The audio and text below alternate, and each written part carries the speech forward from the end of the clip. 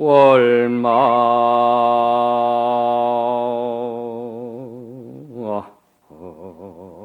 흔한 전성이여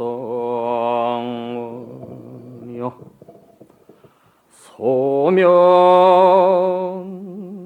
무량 조대천이로다나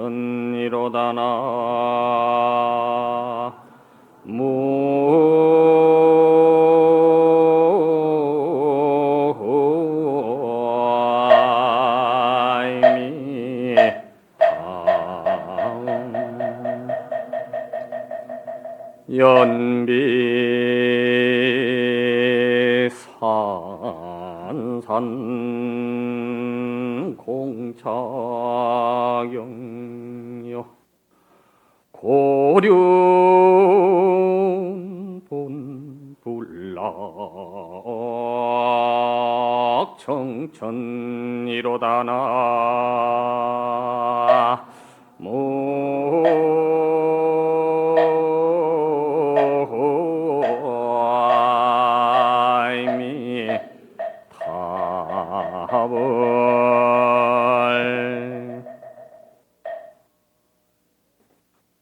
월마 은한 전성원이여 초승달이 서방을 찾아서 떠나는 길에 은하수의 몸을 담궈서 씻고 또 씻고 또 세탁하여서 그 초승달이 보름달을 이루듯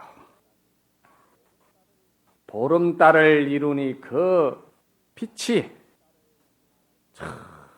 서방 정토는 말할 것도 없고 삼천대천 세계에 두루 평등하게 서광이 비치더라 이 말이요. 연비 산산 공차경이라 어리석은 원숭이들이 물에 비친 달을 건지고자 공연히 그 목숨을 버리고 고륜 본불락 청천이로다.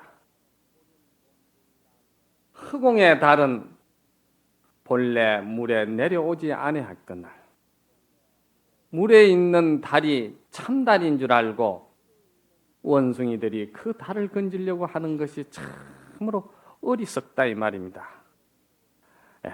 이게 지금 여러분들께 첫 개송을 이렇게 제가 읊었는데 법문 듣는 귀가 열리기 시작하면은 벌써 이 개송에서 오늘 스님께서 법문하시고자 하는 초점이 무엇이라는 것이 이제 이래 감이 잡혀야 된다 이 말입니다.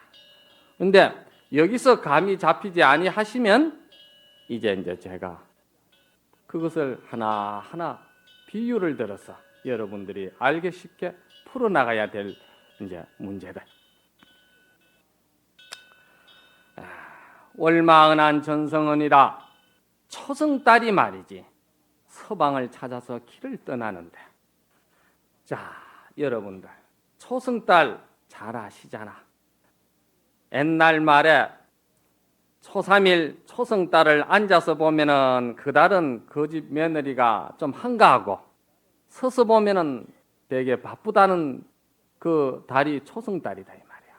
그런데 초승달의 본래 모습이 보름달이라는 것을 여기에 의심하는 사람이 아무도 없어. 그렇죠? 본래 초승달의 모습은 보름달이야. 보름달인데 지구의 그늘에 가려서 잠깐 그게 눈썹달로 이렇게 보일 뿐이지 지구의 그림자가 그 달의 모습을 가렸다고 해서 달의 본래 모습이 어그러지거나 부서지거나 보름달에서 조금이라도 흠이 갔다든지 그런 것은 아니다 이 말이야. 그것은 오늘 이 자리에 계신 우리 모든 대중들이 조금도 의심하지 아니한다 이 말입니다. 그럼 이건 무슨 뜻이냐? 부처님께서 최초에 정각을 이루시고 말씀하신 경전이 대방광 불화왕경 80근 가운데에 이런 말씀이 있어요. 부처님께서 성불을 떡 하시고 보니까 일체 모든 중생이 없더라는 거예요. 왜? 모두가 다 부처님 성품과 똑같더라는 겁니다.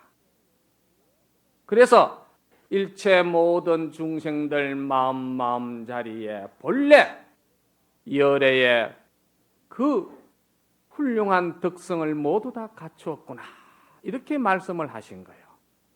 그러면은 부처님께서 마지막 열반에 드실 때 우리 중생들에게 유촉을 남겼다는 경전인 대반 열반경에도 또 그런 말씀을 하시고 가신 거야. 뭐라고 말씀을 하시냐? 일체 중생이 신류불성이로다. 일체 중생들이 모두 다 부처의 성품을 다 갖춰 있다, 이 말입니다. 그렇기 때문에 부처님은 49년 동안 중생을 위해서 많은 말씀을 고구정령하게 하셨지만은 부처님께서 가실 적에 하신 말씀이 나는 한마디도 설한 적도 없거니와 한 중생도 나는 제도 한 바가 없다고 아주 고전한 높은 의미를 함축한 그런 말씀을 남기고 가신 거예요. 이런 이야기를 여러분들이 알아들어야 된다. 이 이야기를 알아듣게끔 제가 참 점차적으로 이제 본문을 여러분들에게 해석해 드릴 겁니다. 조용히 잘 한번 들어보세요. 초승달이 그 은하수의 몸을 담궈서 씻고 자꾸 세탁해서 씻는다는 것은 뭘 말하느냐? 우리 중생이 지금 가지고 있는 이 마음 자리에 그늘이 비춰져가 있는데 그 그늘은 본래 실체가 있는 것이 아니야. 그 그늘은 단지 잠깐 허공의 꽃과 같이 뿌리가 없이 잠깐 착각하고 우리가 보고 있는 것이야. 그게 뭐냐?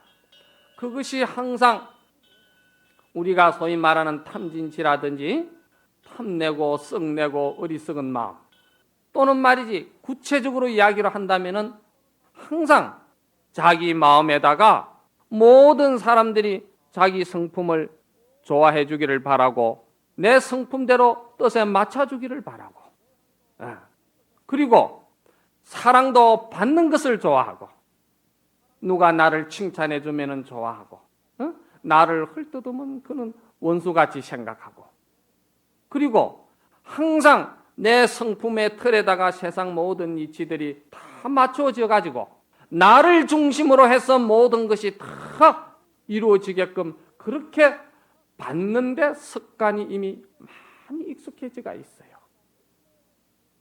이것은 본래 우리 중생 마음에는 이런 것이 없었어요. 그런데 이것을 나는 뭐라고 비유를 하냐면은, 예를 들어서 아주 동지석달 춥고 그 삭막한 삭풍에 말이지, 헐벗고 추운 거지가 춥기도 하고 배도 고프니까 얻어먹는 것이 머리에 이렇게 항상 이렇게 떠나지를 않아. 그 얻어먹는 걸신의 생각이 얻어먹다가 죽은 구신이 와서 붙은 거나 마찬가지라. 그건 왜 그러냐? 만날 얻어먹는 것만 좋아하고 칭찬받기만 좋아하고 사랑받기만 좋아하고 나를 위해 주기만 좋아하고 전부 다 이런 것으로서 이게 어우러졌다 이 말이야. 근데 이거는 본래 우리 마음 본성 자리에는 이런 것이 없다는 거야. 이 없다는 이야기를 아까 하언경에도 중생이 본래 부처 마음과 똑같다는 걸 부처님이 말씀하셨고, 마지막 대반열반경에도 너희들이 나와 똑같은 성품을 가졌다 이랬다 이 말이야. 그러니 이런 것은 본래 그림자지 업이라고 할 것도 없어. 업이라고 인정을 하면은 벌써 그날부터 괴로움은 시작되는 것이고, 나에게 그런 것이 분명히 존재해야 된다고 인정을 하게 되면은 그날부터 우리는 중생으로서 팔만지옥이 벌어지는 거야. 그래서 이것이 본래 없다는 것을 믿어야 된다는 거지. 그러면은 은하수에 몸을 담궈서 씻고 하는 것은 뭐냐? 정반대로 뒤집는다 이 말입니다. 본래 중생이 본 성품을 갖다가 제대로 믿지 못하고 없던 것을 있는 것으로 착각했으니까 이걸 전도몽상이라고 그랬거든. 반야신경에. 그렇죠? 전도몽상. 요거를 갖다 뒤집으라 이 말이에요. 뒤집으면 어떻게 되느냐? 뒤집으면 항상 받는 것보다는 베푸는 걸 좋아해. 사랑도 받는 것보다는 또 주는 사랑을 좋아해. 상당히 차원이 달라. 인생을 살아도 정신세계가 상당히 고급스으로 올라가는 거야. 내가 누가 나에게 맞춰주기를 바라기보다는 내가 그 눈높이에 맞춰주는 것으로서 기쁨을 삼는다 이 말이에요.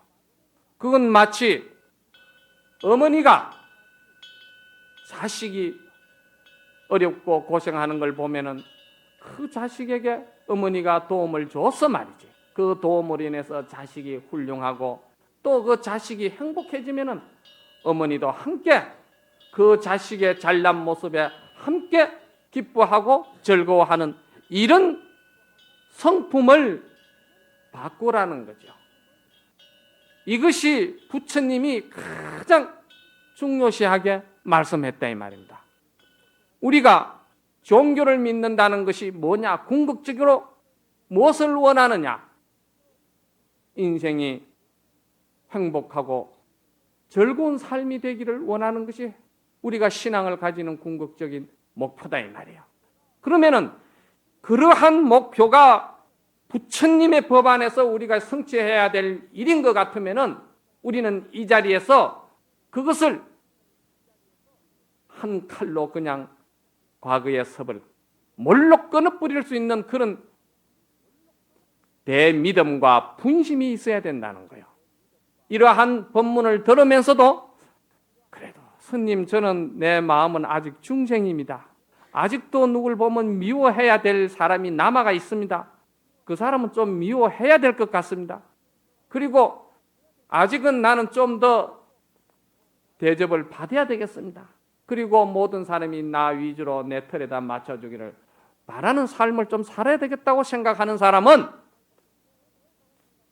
몇 천생을 윤회를 하고 앞으로 미륵 부처님이 오신다 해도 그 사람은 제도 받기가 어렵다는 이야기를 스님이 말씀드리는 거라. 바로 이 자리에서 스님 말씀을 믿고서는 부처님 뜻을 그렇게 우리가 받아들여야 되겠다. 이렇게 해서 본래 우리가 가지고 있는 이 지금 쓰고 있는 이 마음은 전도몽상이다. 이건 뿌리가 있는 것도 아니고 아무것도 아니다는 거지. 천수경에도 그렇잖아요. 백급적집제 일념돈탕제 여하 분고조 멸진무효라고 그랬잖아. 백급으로 지어놓은 그 업도 말이지. 일념돈탕제라. 한 생각 내가 결단을 내려서 용기를 가지고 내가 끊는다고 마음을 가지면은 천년 묵은 동굴의 어두움이 꽉 찼다 하더라도 한 불빛이 들어가면 한순간에 그 동굴은 밝아지게 돼 있다 이 말이에요. 왜? 그 어두움은 본래 있는 것도 아니요, 실체가 있는 것도 아니요, 뿌리가 있는 것도 아니요, 아무것도 아니다라는 거예요. 스스로 착각하고 스스로 그것에 유혹당하고 스스로 거기에 괴로움을, 고통을 당하고 있을 뿐이라. 이런 법을 우리가 배우는 것이 부처님의 바른 정견을 배운다는 거야. 이것은 소위 말해서 하늘에 있는 보름달과 같은 거야. 왜? 우리 성품이 본래 초승달이 아니고 보름달이라는 거야. 순금은 깨어져도 똥가리가 나도 순금이라는 거야. 그걸 아셔야 돼. 본래 순금이란 말이야. 연비산산공차경이로다. 산산이라는 말은 중국 사람들이 원숭이를 산산이라고도 불러요. 왜 그렇게 부르느냐? 원숭이가 나무에서 이렇게 턱 한 놈이 매달리면은 다음 놈이 또 그 팔목을 잡고 매달리고 하면은 산 능선이 이렇게 너우러진 것과 같이 그 모습이 산 능선이 이렇게 뻗어져 있는 것과 같은 모습이라 해서 산산이 이렇게 연결되어 있다고 해서 원숭이를 산산이라고 그래. 원숭이가 팔을 이렇게, 이게 유래가 있는 이야기라. 부처님께서 법문을 하시는데 많은 중생들이 그 법문을 들으러 그 해상에 모이는데 원숭이가 흉내를 잘 내잖아요. 그래서 원숭이가 모임을 가지고 회의를 했어. 오늘은 우리가 부처님께 좀 좋은 공양을 좀 올렸으면 좋겠다. 어떤 공양을 올릴까? 뭐 바나나나 중생들이 좋아하는 과일 같은 거는 우리 아니라도 사람들이 많이 올릴 거니까 우리는 사람들이 올리지 아니하는 좋은 물건을 좀 올렸으면 좋겠다. 그 물건이 뭐냐? 그러던 차에 보니까 호수에 밤에 달이 둥그렇게 호수에 달이 떠가 있더라 이 말이야. 너무 아름답거든. 그래서 원숭이들이 저걸 건져다가 부처님께 쟁반에 올려서 드리면 얼마나 좋겠습니까? 이야, 그거 참 좋은 것이다. 그래서 제일 리더되는 원숭이가 팔을 뻗어서 나무로 가지를 떡 붙들고 그 다음에 또 붙들고 이렇게 해서 쭉 늘어진 거야. 그 달을 건지기 위해서. 그러다 보니까 처음에 붙드는 리더에 있는 원숭이가 팔 힘이 모자라니까 결국은 늘어지니까 그 손을 놔버렸어. 그래서 그 원숭이가 물에 다 빠져서 죽는 꼴을 당했다 이 말이야. 이건 무엇을 말하는 것이냐? 허공의 달은 물에 내려와 있지 아니하고 물에 비친 달은 본래 달의 실체가 아니다 이 말입니다. 정말해서 모든 것은 세상에 우리가 지금 가지고 있는 옳다고 생각하는 그러한 가치관들이 항상 상대성 속에서 유지되기 때문에 미운 사람이 있고 고운 사람이 있고 깨끗한 것이 있고 추한 것이 있고 행복한 것이 있고 불행한 것이 있고 항상 분별심 속에서 사는 것을 상대성이라고 그런다 이 말이야. 이 상대성 세계에 좀 평등심을 우리가 유지할 수 있는 그런 힘을 얻지 못한 다음에는 모두가 물속에 있는 달을 건지려고 하는 거나 마찬가지다. 왜? 미움은 미움이 없어질 때 아름답게 보일 수 있는 이치와 맞물려 돌아가듯이 미운 생각, 고운 생각, 분별심을 가진 다음에는 내 마음은 어느 한순간에도 행복하고 편안해질 수가 없다는 거야. 고륜 본불락 청천이라. 고륜이라는 것은 외로울 고자 바퀴륜자인데 그 달을 이제 외로운 바퀴처럼 생겼다고 해서 고륜이라고 해요. 그 달은 본래 물에 떨어지지 않았다 이 말이야. 그래서 달을 가리키면은 달을 바로 봐야지 손가락을 이렇게 쳐다보고 있으면 안 된다는 거예요. 오늘의 여러분들에게 이 법문 요지가 이것으로부터 내가 출발을 하는 거예요. 그러니 여러분들은 이 이야기를 믿어야 되는 거야. 왜? 화엄경에도 그래서 믿음은 모든 공덕을 성취하는 모체가 된다고 그랬어요. 이 믿음이 바로 서지 아니하면은 여러분들이 항상 상대성 그 분별 속에서 여러분의 마음에 안심 인명을 얻을 수가 없다는 거야. 자, 그러면은 그 씻고 하는 그 은하수의 몸을 담궈서 씻고 하는 것이 결국은 정반대로 베푸는 쪽으로 우리가 모든 것을 할 때 그러면 거기서 얻어지는 것은 우리가 뭐냐? 평등심이 얻어진다는 거예요. 평등심. 이게 평등심이 얻어지지 아니하고 이런 정견이 바로 서지 아니하면은 어떤 사태가 일어나느냐? 자식이 부모를 희롱을 하고 자식이 부모를 죽이는 일이 벌어진다는 거야. 왜 그러냐? 스님 너무 지나친 이야기가 아닙니까? 그걸 내가 이야기를 해드릴게. 돈이라는 것도 사람이 살아가는데 편리하기 위해서 물질적으로 책정해서 만들어 놓은 것이다 이 말이야. 사람이 만들었으니까 사람이 주인이 돼야 되고 재물이나 돈은 사람의 자식이 돼야 되고 종이 돼야 될 거 아니냐 이 말이야. 그것뿐이냐 이 말이야. 하다못해 굴러다니는 자동차 하나도 전부 다 사람이 편리하고자 우리가 만들어 놓은 것인데 이것이 오히려 만들어 놓은 주인보다도 가치가 위에 가 있다 이 말이에요. 그걸 전도몽상이라고 그러잖아요. 그렇잖아요. 이러한 근본적인 본질을 갖다가 우리가 바로 알았을 때 내가 설사 살아가는 가운데 다소 조금 본심에서 벗어난다 할더라도 우리 마음은 부끄러워할 줄을 알아야 돼. 왜?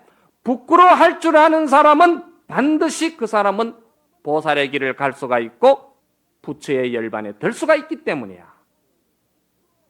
세상이 부끄러워함을 모르는 세상이 될 때는 이것이 바로 소위 말하는 끝없는 지옥의 세계라고 할 수가 있는 거예요. 내가 항상 받기만 좋아하고 얻어먹기만 좋아하고 이런 걸신이 붙어가 있는 섭이 될 때는 받아서는 안 될 것을 받아가지고 결국은 어떻게 되느냐? 사람 꼴이 아니고 망신은 망신대로 하고 괴로움은 괴로움대로 결국 남을 수밖에 없다 이 말이에요. 그렇잖아요?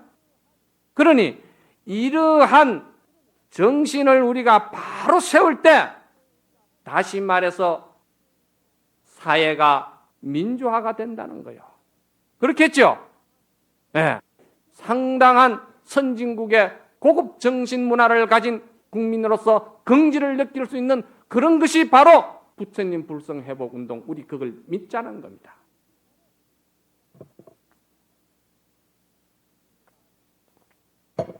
자, 그러면 스님 말씀대로 삶이 기뻐야 되고 기쁨 속에 살아야 된다고 이야기가 나왔으니까 제가 지금 즉흥적으로 생각나는 것이 있는데, 원시경전에 보면은 부처님이 비유로 무슨 말씀을 하셨냐면은 급초의 중생들은 기쁨을 먹고 살았다 이렇게 나와가 있어요.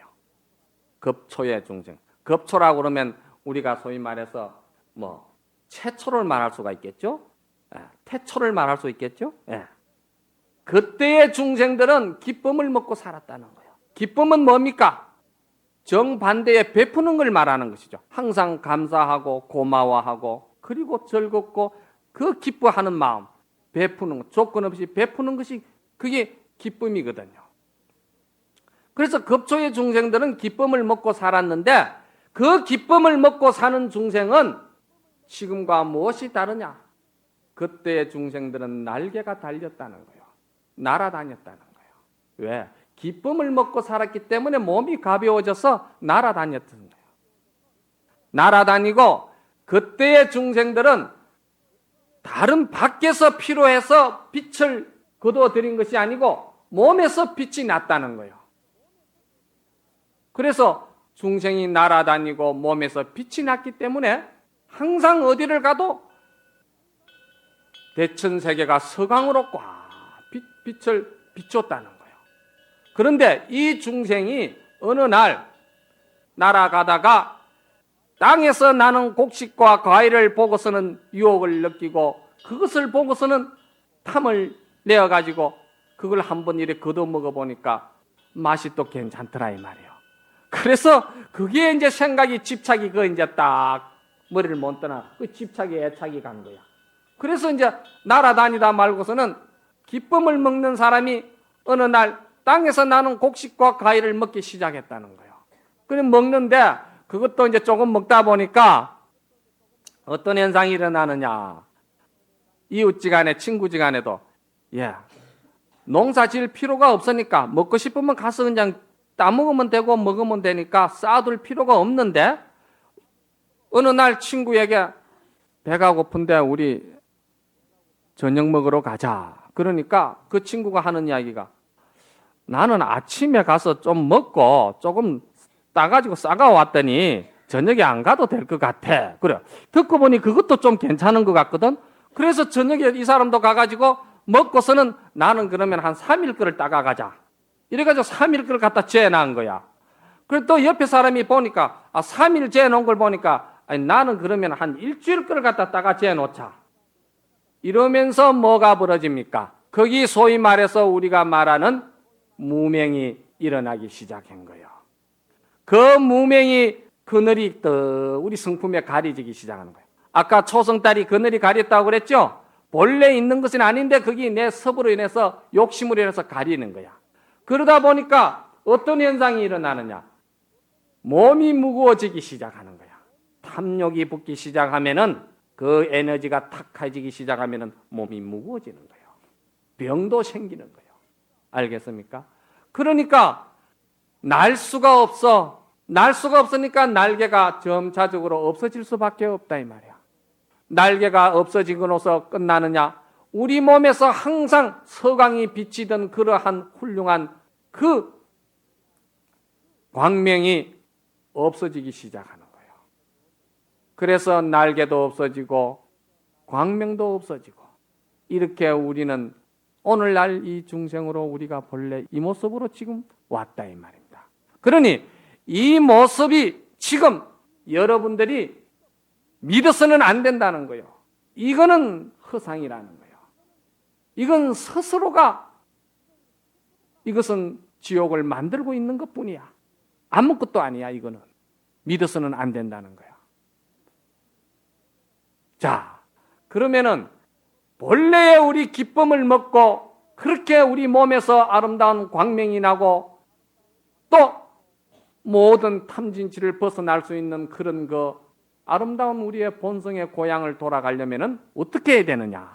이제부터는 실천 방법을 제가 말씀을 드릴게요.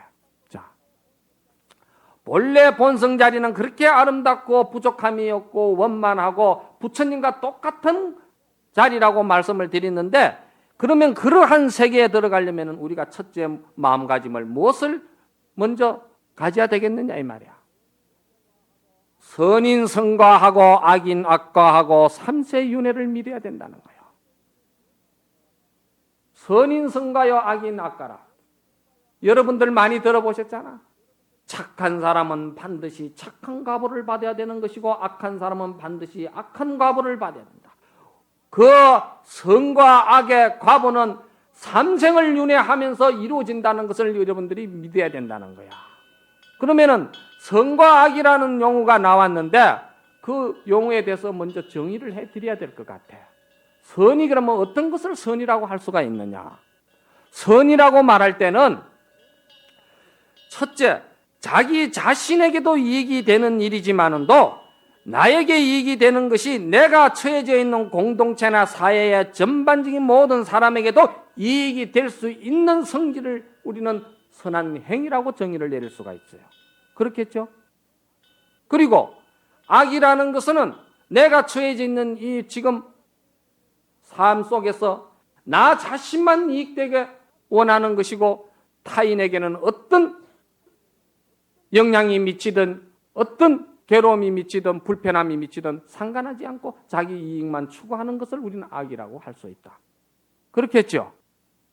그러면은 지금 우리가 하고 있는 것이 전반적으로 사회 부조리 현상에서 일어나는 일들이 무엇입니까? 나만 좋으면 된다는 생각을 가지고 자기 욕심에 찌들려 가지고 남의 행복을 상처를 주고 괴로움을 주고 그런 일들이 우리는 아침 저녁으로 매스컴을 통해서 많이 듣고 있어요.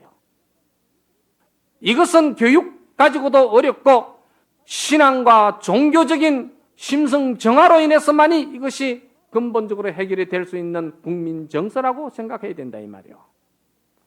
자, 그러면은 선인 선과하고 악인 악과는 스님 말씀대로 반드시 콩 심은 데 콩 나고 팥 심은 데 팥 나야 되는 것이 부처님 말씀인데, 지금 우리 눈앞에 보이는 현실을 볼 적에 저 사람은 반드시 지탄을 받아야 되고 저 사람은 대단히 삶을 잘못 살고 있고 부처님께서 말씀하시는 전도 몽상을 그냥 미천으로 삼아가지고 저렇게 사는데도 저 사람은 지금 하는 일이 잘 돼가고 있고, 부처님 뜻대로 우리는 살려고 무한히 노력을 하고 내가 기억하고 있는 이상에는 내 금생에는 남에게 그런 못할 짓도 하지 아니하고 남의 생명을 죽이지도 아니하고 선한 행위로서 산다고 사는데도 나는 어려움을 겪고 있는 것은 이것은 어떻게 받아들여야 되느냐? 그러겠죠? 그런 의문이 많지요.